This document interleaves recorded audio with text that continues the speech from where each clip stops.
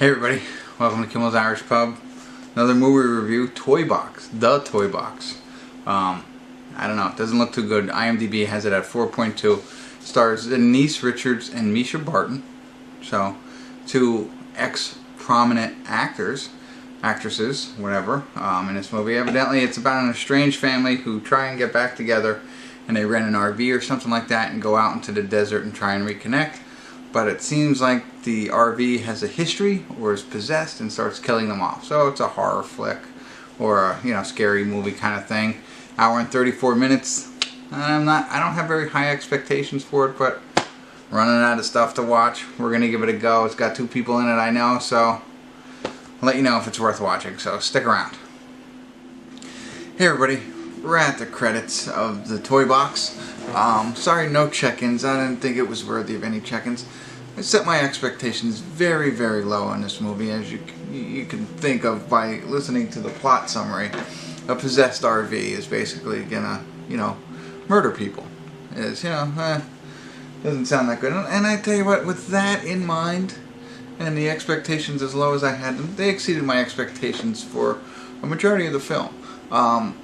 It's true, that's what the movie was about. This family who was estranged. The mother had died, and the father was trying to bring his two sons back together, and one of his sons is kind of like, a rebel, kind of guy. His other son is married, has a wife, that's Denise Richards, and a daughter.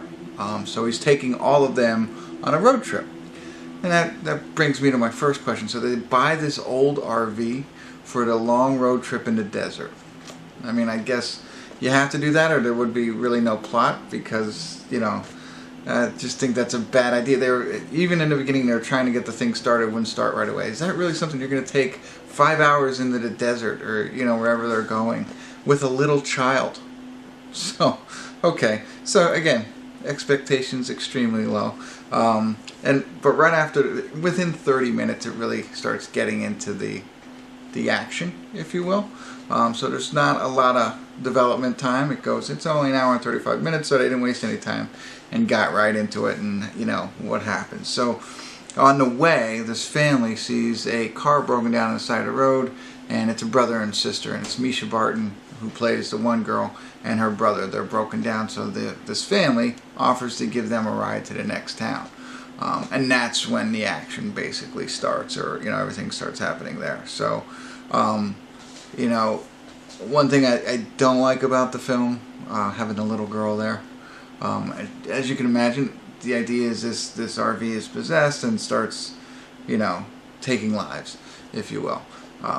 But one thing that I thought was interesting, the way that they kind of did it, at some parts it wasn't too ridiculous, as you can kind of let your imagination run away with things and how bad it could be when they just have an RV. And the story behind it, okay, good. They have a lot of visions, so they're seeing things that are happening. Like when houses are possessed, like 13 Ghosts and things like that, if you've ever seen that movie. Very similar, see things that aren't really there, but what caused that thing to be possessed, like the RV in this case. So that happens. There's a part, the RV is acting up, of course, and the father is actually standing in front of the RV. The RV starts up, and he continues to stand there. I was like, you've seen everything that has happened, and you're going to stand in front of an RV that's running.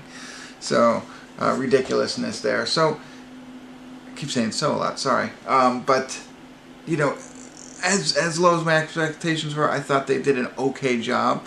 I thought, I saw on Facebook or somewhere that Mischa Barton wasn't taking care of herself. She looks like she did in the OC, still has the same acting caliber as she did in the OC.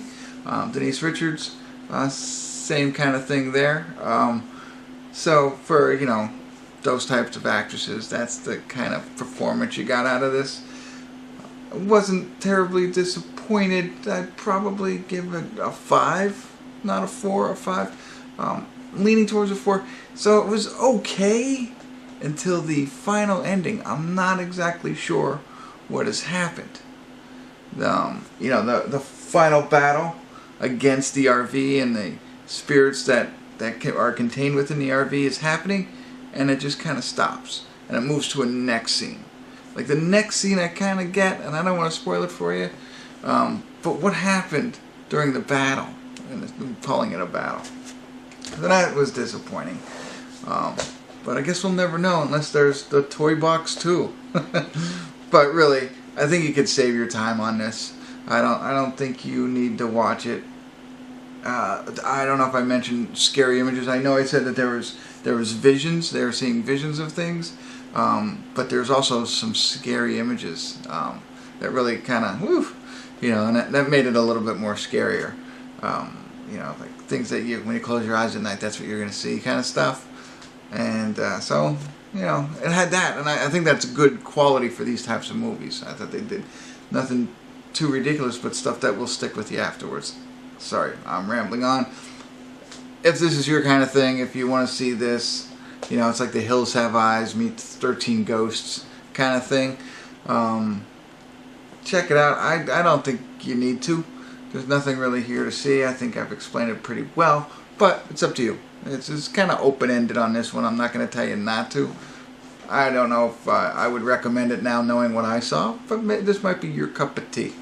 So if it is, check it out. Let me know what you think. Love to hear comments. And hopefully I didn't go on too long here, so I'm going to get out of here. Thanks for tuning in. Kimmel's Irish.